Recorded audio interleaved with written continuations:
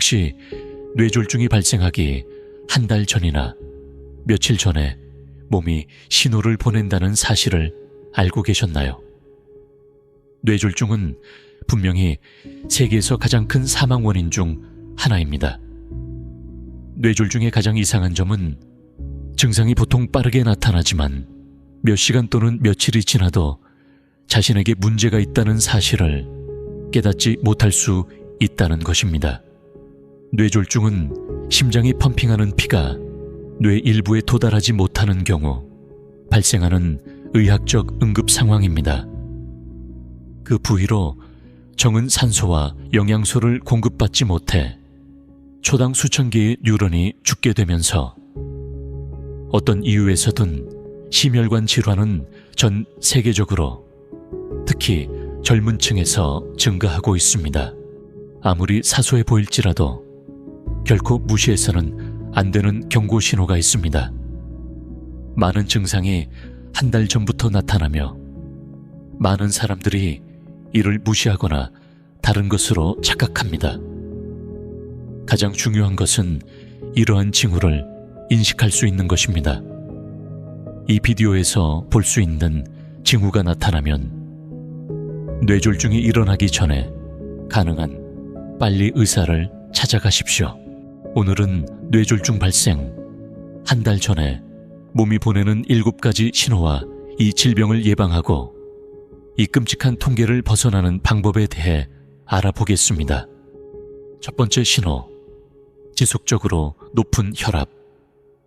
혈압이 잘 조절되지 않으면 뇌졸중 위험이 크게 증가할 수 있습니다. 혈압은 동맥벽에 대한 혈액의 힘을 의미합니다.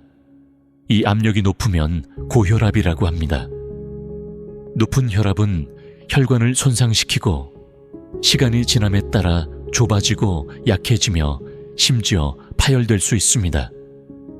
뇌혈관이 고혈압으로 인해 파열되면 출혈이 발생하여 출혈성 뇌졸중이 발생할 수 있습니다.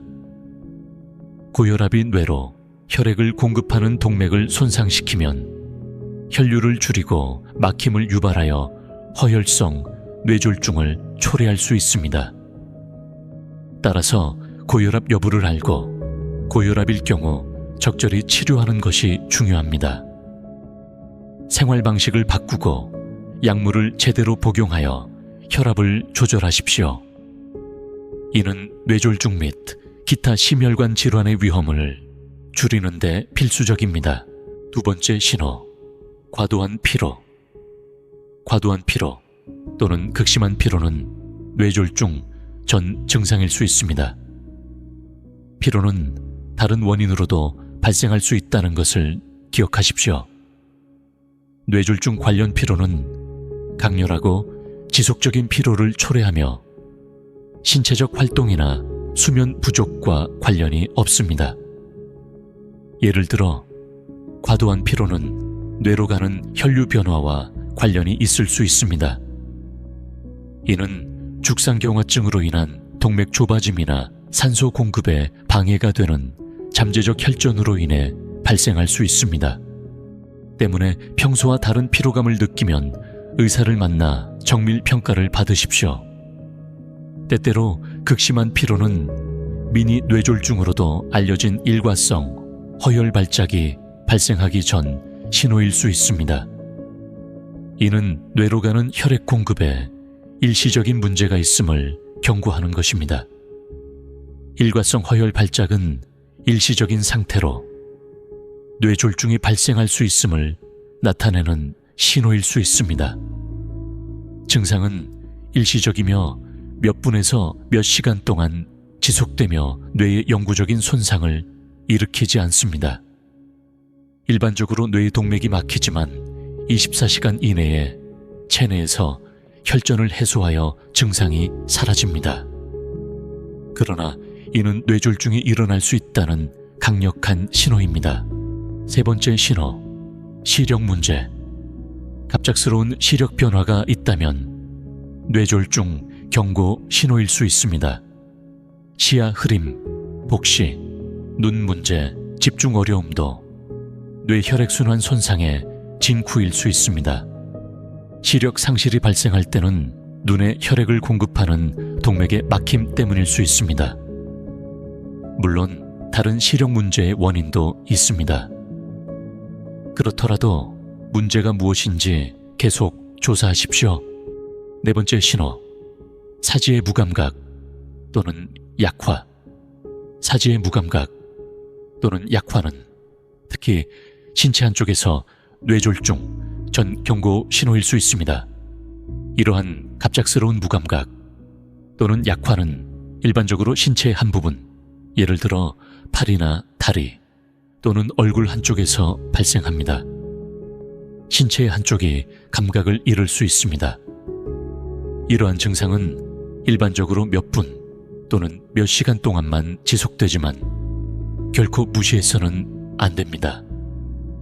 뇌졸중이 아니더라도 항상 신경학적 문제일 수 있으므로 조사를 받아야 합니다. 다섯 번째 신호, 말하기 문제. 뇌졸중이 일어나기 직전인 사람은 갑작스러운 언어 장애가 발생할 수 있습니다. 말이 어눌해지고 말을 하거나 완전한 문장을 구성하는데 어려움을 겪을 수 있습니다. 이를 실어증이라고 하며, 이는 이해, 구성 또는 표현에 어려움을 겪는 것입니다. 여섯 번째 신호, 갑작스럽고 심한 두통. 갑작스러운 두통은 뇌졸중의 전조일 수 있습니다. 모든 두통이 뇌졸중과 관련이 있는 것은 아니며 모든 뇌졸중이 두통을 동반하는 것은 아닙니다. 허혈성 뇌졸중에서는 두통이 뇌로 가는 혈류 차단으로 발생합니다. 이 통증은 심하고 갑작스럽게 나타나는 것으로 묘사됩니다. 출혈성 뇌졸중에서는 뇌에서 출혈이 발생할 때 두통이 심해지며 이는 출혈로 인한 것입니다. 이러한 유형의 두통은 종종 가장 고통스러운 것으로 묘사됩니다.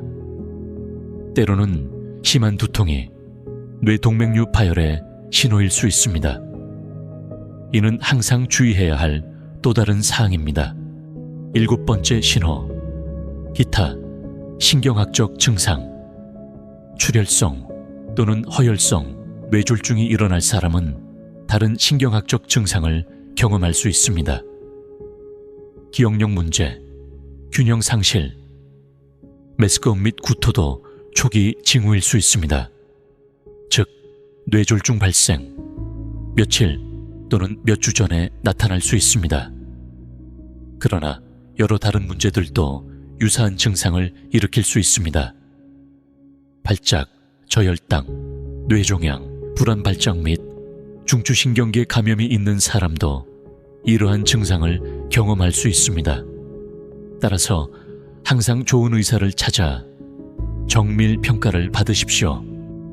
이제 혈류 차단이 뇌졸중을 유발할 수 있다는 사실을 알게 되었습니다. 알코올 및 약물 남용, 비만, 건강에 해로운 식단, 우울증, 불안 및 좌식 생활 습관과 같은 뇌졸중을 유발할 수 있는 다른 위험 요소도 있습니다. 이러한 모든 요소는 신체 내 특정 과정을 촉발하여 뇌졸중을 유발할 수 있습니다. 사실 뇌졸중은 발생하기 전에 항상 증상을 보이지 않습니다. 그렇기 때문에 예방이 필수적입니다. 혈압을 조절하고 혈당 수치를 정상적으로 유지하고 주당 최소 150분 이상 규칙적으로 운동하고 신선하고 건강한 음식을 섭취하고 가공식품, 설탕 및 과도한 포화지방을 피하고 콜레스테롤 수치를 관리하고 심장 전문의와의 정기 검진을 유지하십시오. 이러한 조치는 미래의 뇌졸중을 예방하는 데 도움이 될 것입니다. 이 비디오가 도움이 되었다면 좋아요를 누르고 채널을 구독하는 것을 잊지 마십시오. 또한 비디오를 공유하여 다른 사람들이 뇌를 돌볼 수 있도록 격려할 수 있습니다. 다음에 또 만나요.